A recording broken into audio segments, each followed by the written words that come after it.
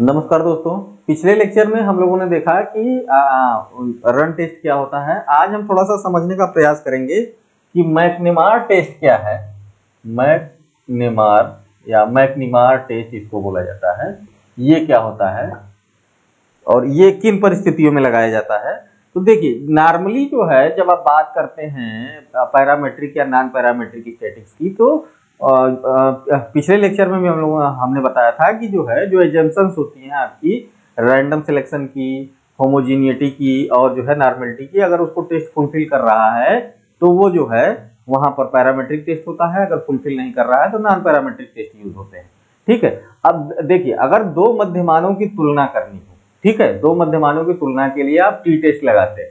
ठीक, दो जो है मीन की तुलना के लिए आप टी टेस्ट लगाते हैं। अच्छा, ये जो होता है टी टेस्ट, ये दो टाइप का होता है। एक होता है पेयर्ड सैंपल टी टेस्ट और एक होता है independent sample t test. Independent sample t test, इसको थोड़ा सा समझ लीजिए कि टी टेस्ट में अगर जो है पैरामेट्रिक स्टैटिक्स के अंदर टी टेस्ट आप लगा रहे हैं तो पेयर्ड सैंपल और इंडिपेंडेंट। पेयर्ड सैंपल क्या है कि जब आप जो है एक ही व्यक्ति से दो बार डेटा कलेक्ट करते हैं, मान लीजिए प्री टेस्ट और पोस्ट टेस्ट के माध्यम से, प्री और पोस्ट टेस्ट के माध्यम से आप डेटा कलेक्ट करते हैं, तो एक ही व्यक्ति से दो डेटा होता है।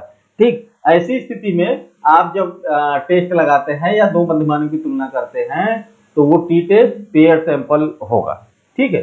दूसरी स्थिति ये रहती है कि जब आप जो है दो इंडिपेंडेंट सैंपल लेते हैं, मान लीजिए मेल एंड फीमेल ले लिया आपने, उनके बीच जब तुलना करते हैं टी टेस्ट के माध्यम से तो वो कहलाता है इंडिपेंडेंट सैंपल टी टेस्ट। लेकिन ये दोनों कंडीशन जो है आपकी पैरामेट्रिक स्टैटिक्स के अंतर्गत आती है। ठीक है, पैरामेट्रिक स्टैटिक्स के अंतर्गत आती है, जिसमें तीनों एजम्पशंस आप फुलफिल करते हैं, रैंडमली सिलेक्शन का, आपके जो है होमोजेनिटी का और नॉर्मलिटी का।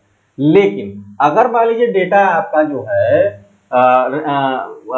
इन तीनों एजम्पशंस को फुलफिल नहीं कर रहा है, ठीक, इन तीनों एजम्पशंस को अगर डेटा आपका फुलफिल नहीं कर रहा है और आपको जो है दो मध्यमानों की तुलना करनी हो, वन सैंपल टी टेस्ट लगाना हो, वन सैंपल टी टेस्ट लगाना हो, ठीक है, तो ऐसी स्थिति में अगर जो है एजम्पशंस फुलफिल नहीं हो रहे हैं, ठीक, एजम्पशंस आपके फुलफिल नहीं हो रहे हैं, तब ऐसी स्थिति में आपका मैकनेमार टेस्ट लगता है नॉन पैरामेट्रिक के अंतर्गत। कि जब जो है दो सैंपल आप लेते हैं एक ही व्यक्ति से और उनके मध्यमानों के बीच तुलना करनी हो, तो अगर जो है पैरामेट्रिक स्टैटिक्स है तो वहां पर तो वन सैंपल टी टेस्ट लगा लेंगे, लेकिन नॉन पैरामेट्रिक स्टैटिक्स में मैकनेमार टेस्ट यूज किया जाता है। ठीक, तो अंतर अगर इसमें जो है अंतर ये है कि सैंपल तो आपका जो है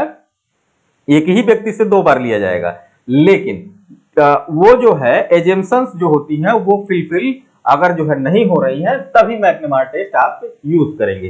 ठीक है। अब मैकनेमार टेस्ट यूज करने के लिए देखिए इसका फार्मूला होता है, ये वास्तव में 2:2 कंटीजेंसी टेबल में बनता है। ठीक है, कि दो बार टेस्ट लिया आपने बच्चों से, ये मान लीजिए प्री टेस्ट हो गया और ये हो गया पोस्ट टेस्ट। ठीक है, प्री टेस्ट में ए बी दो ग्रुप हैं और पोस्ट टेस्ट में सी और डी। तो ऐसी स्थिति में जब आप कंपेयर करते हैं मीन का तो वहां पर मैकनेमार टेस्ट होता है। इसका फार्मूला वास्तव में काई स्क्वायर से लिखा जाता है। काई स्क्वायर इसका फार्मूला होता है, chi square equal to A minus D का whole square upon A plus D. ठीक है, ये फार्मूला होता है। इस फार्मूले के आधार पे आप जो है काई स्क्वायर की गणना कर लेते हैं। काई स्क्वायर की वैल्यू जो है डिग्री ऑफ फ्रीडम, अब यहाँ पर एक ही रहेगी, डिग्री ऑफ फ्रीडम एक पे आप 0.05 पे यदि आप देखेंगे तो ये इसकी वैल्यू होती है आई थिंक 3.08। ठीक है, इसके आसपास काई स्क्वायर की वैल्यू आती है। ठीक, टेबल वैल्यू।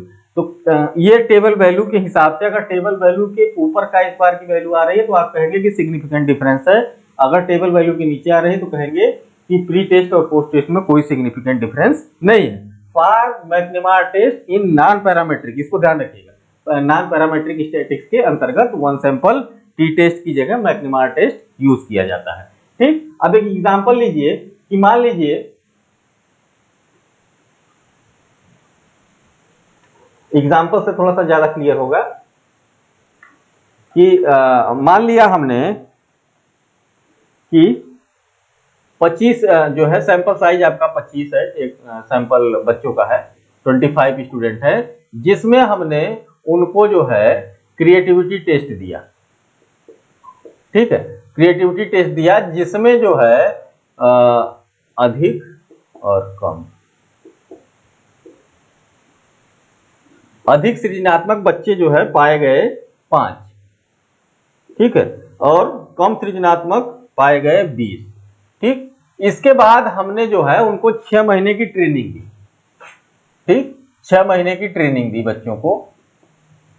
ट्रेनिंग के बाद ये देखा गया है कि 25 बच्चे जो हैं उसमें से आपके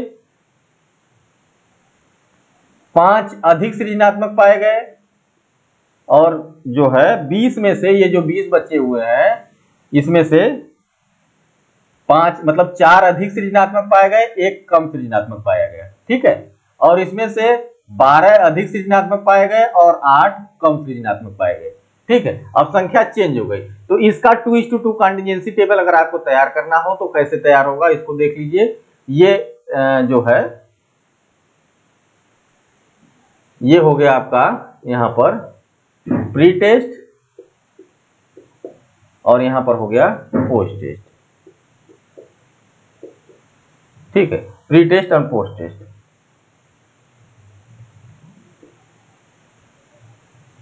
अब देखिए यहां पर लिख लीजिए कम सृजनात्मक और अधिक सृजनात्मक। ठीक है, ये प्री टेस्ट में हो गया। इसी तरीके से पोस्ट टेस्ट में लिख लीजिए अधिक सृजनात्मक और कम सृजनात्मक। ठीक है, ये ग्रुप बन गया आपका। अब यहां पर देखिए पहली वाली स्थिति में 12 थे, 8 थे, ठीक है, कम सृजनात्मक, और इसमें थे 4 और 1, 5 थे कम सृजनात्मक। अब इसी को देख लीजिए, तो अब जब पोस्ट टेस्ट दिया गया तो जो है 12 अधिक सृजनात्मक हो गए और 8 कम सृजनात्मक हो गए। इसी तरीके से जब उसमें आपके जो है जो अधिक सृजनात्मक थे उसमें से 4 जो है आपके अधिक सृजनात्मक रहे और 1 कम सृजनात्मक हो गए। तो ये 2:2 कंटीजेंसी टेबल बन गई। अब ये पूछ रहा है कि क्या प्री टेस्ट और पोस्ट टेस्ट में कोई सार्थक अंतर है, कि इसका जो है कुछ प्रभाव पड़ रहा है ट्रेनिंग का कि नहीं। तो अब इसको निकालने के लिए आप क्या करेंगे, मैग्नीमार टेस्ट से निकालेंगे काई स्क्वायर के हिसाब से। काई स्क्वायर यहां पर होता है AD - A - D का whole square upon A plus D। ठीक है, अब फार्मूला में A देखिए क्या है, A है आपका 12 माइनस 1 का होल स्क्वायर अपॉन A है 12 प्लस 1। ठीक है, अब इसको सॉल्व कर लीजिए तो कितना आएगा, ये 9.31 आ रहा है। ठीक है, 9.31। अब डिग्री ऑफ फ्रीडम पे जैसा मैंने बताया कि डिग्री ऑफ फ्रीडम 0.05 पे काई स्क्वायर की वैल्यू अगर आप देखेंगे तो ये आई है 3.8। ठीक है, अब देखिए इन दोनों की वैल्यू मिलाइए। तो काई स्क्वायर की वैल्यू अगर आप देखेंगे टेबल वैल्यू तो कम है आपके जो कैलकुलेटेड वैल्यू है उससे, यानी जो है आपकी नल हाइपोथेसिस यहाँ पर रिजेक्ट हो जाएगी। यानी आप कहेंगे कि प्री टेस्ट और पोस्ट टेस्ट में अंतर है, मतलब प्री टेस्ट जो है पोस्ट टेस्ट का प्री टेस्ट पोस्ट टेस्ट में अंतर है, यानी ट्रेनिंग का प्रभाव जो है बच्चों के सृजनात्मकता पे पड़ रहा है। ठीक, इस टाइप से आप लिखेंगे, ये होता है मैग्नीमार टेस्ट। ठीक, ये नॉन पैरामेट्रिक स्टैटिस्टिक्स के अंतर्गत 1 सैंपल टी टेस्ट के लिए यूज किया जाता है। ठीक, 1 सैंपल टी टेस्ट का एक तरीके से समझिए कि ये जो ऑप्शन है इन नॉन पैरामेट्रिक स्टैटिस्टिक्स। तो आज के लिए इतना ही रखते हैं, फिर नेक्स्ट लेक्चर पे बात करेंगे। Thank you.